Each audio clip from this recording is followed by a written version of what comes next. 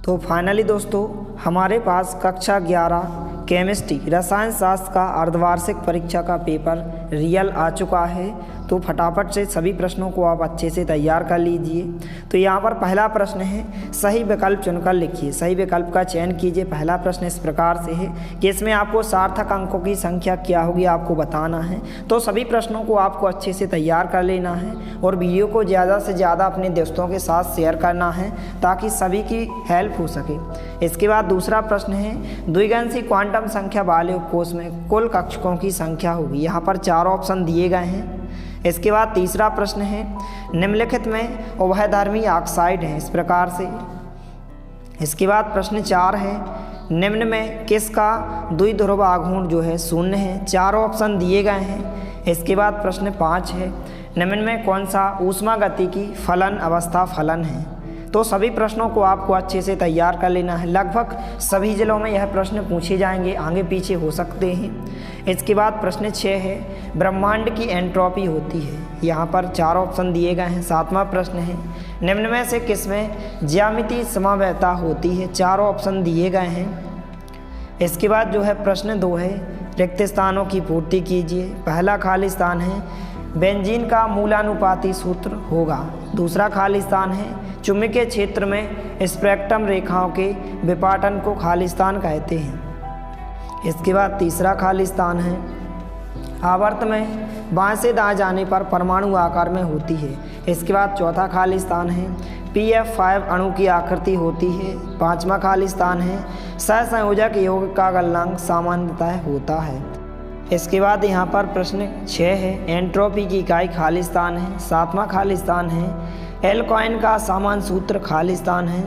तो सभी प्रश्नों को आपको अच्छे से तैयार कर लेना। इसके बाद प्रश्न 3 है, एक शब्द या एक वाक्य में उत्तर दीजिए। पहला प्रश्न है, परमाणु द्रव्यमान इकाई क्या है। दूसरा प्रश्न है, सोडियम बुनसन ज्वाला में कौन सा रंग देता है। तीसरा है, BeCl2 अणु में कौन सा संकरण होता है। इसके बाद चौथा प्रश्न है, DsP2 संकरण में बंध कोण कितना होता है। 5वां प्रश्न है, ठोस के द्रव में बदलने पर एंट्रोपी में क्या परिवर्तन होता है। 6वां प्रश्न है, एंट्रोपी क्या है। तो सभी प्रश्नों को आपको अच्छे से तैयार कर लेना है और फटाफट से वीडियो को लाइक और दोस्तों के साथ शेयर जरूर करें। इसके बाद प्रश्न 4 है, सही जोड़ियाँ मिलाइए। इस प्रकार से दी गई हैं सही जोड़ियाँ, मोलरता, प्रोटॉन, न्यूलैंड ने दिया। इस प्रकार से इनको आप अच्छे से नोट करें, उनको आपको अच्छे से तैयार कर लेना। इस प्रकार से दी गई हैं। इसके बाद प्रश्न 5 जो कि 2-2 अंक के क्वेश्चन पूछे गए हैं, सीमांत अभिकारक क्या है, इसको भी आपको तैयार करना है। इसके अथवा में दिया गया है, यौगिक के मूलानुपाती सूत्र को परिभाषित कीजिए। इसको भी आपको अच्छे से तैयार करना है।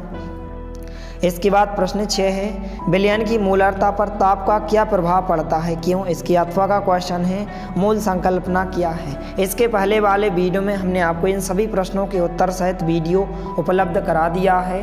यदि आपने इसके पहले वाले वीडियो को नहीं देखा है तो आप देख सकते हैं। उस वीडियो में हमने सभी प्रश्नों के उत्तर को बताया है। इसके बाद प्रश्न 7 है, क्वांटीकरण क्या है। इसके अथवा का क्वेश्चन है, हुंड नियम को अधिकतम बहुलता का नियम क्यों कहते हैं।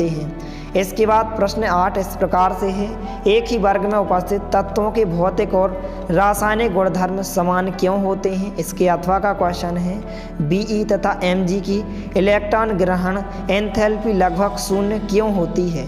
इसके बाद प्रश्न 9 है, नाइट्रोजन की आयनन की एंथैल्पी ऑक्सीजन से ज़्यादा होती है क्यों।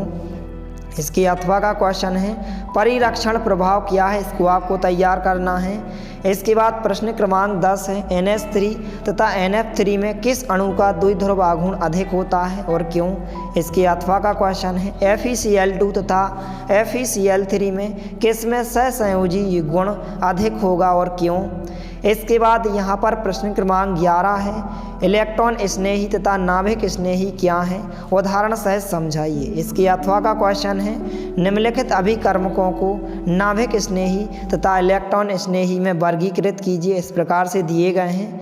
इसके बाद जो क्वेश्चन दिया गया प्रश्न क्रमांक 11, कार्बेटाइन की संरचना समझाइए। इसके अथवा का क्वेश्चन ज्यामितीय समावयवता का कारण लिखिए, इसको आपको तैयार करना है। इसके बाद प्रश्न क्रमांक 13 है, इलेक्ट्रॉन सिद्धांत के आधार पर ऑक्सीकरण तथा अपचयन को समझाइए। इसको आपको तैयार करना, 3 अंक में क्वेश्चन पूछा जाएगा। इसके अथवा का क्वेश्चन है, रेडॉक्स अभिक्रिया से क्या अभिप्राय है। इसके बाद प्रश्न क्रमांक 14 है, निम्नलिखित स्पीसीज में तारांकित तत्वों की ऑक्सीकरण संख्या ज्ञात कीजिए। यह क्वेश्चन 100% पूछा जाएगा, इनको आपको तैयार करना है, हर एक पेपर में पूछा जाएगा। इसकी अथवा का है कि आयरन से तनु H2SO4 की क्रिया द्वारा H2 गैस निकलती है परंतु Ag से नहीं, क्यों। इसके बाद प्रश्न क्रमांक 15 है, प्रेरणिक प्रभाव और इलेक्ट्रोमेरिक प्रभाव में अंतर लिखिए। 3 अंक में पूछा जाएगा।